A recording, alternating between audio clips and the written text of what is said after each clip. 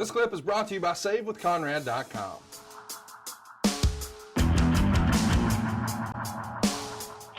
You mentioned Rick Steiner. Something popped up recently. I want to get your opinion on, or just ask because you were there. But there was a story on some website, and I forget the name off the top of my head, but I recently heard Conan talking about it on his podcast with Disco Inferno. And of course, they were both in WCW alongside you. But there was a story that's come out in recent years that I guess is gaining a little momentum.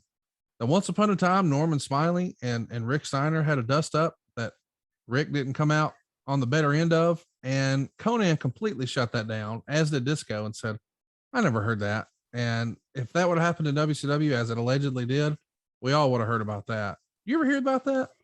No, you know what?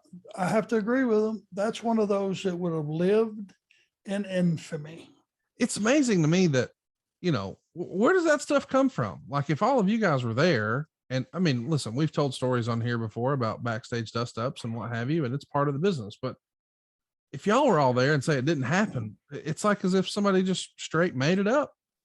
Well, you know, it could have occurred in a match where it appeared to the naked eye that maybe somebody is trying to take a liberty with somebody, and you had a little scuffle, and the guy that you thought was going to come out on top didn't. Right.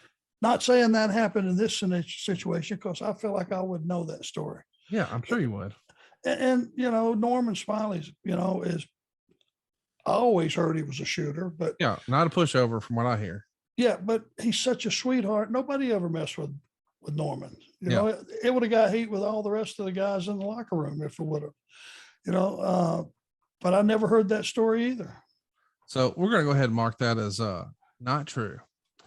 Hey, it's Conrad Thompson. Thanks for checking out the podcast here on YouTube.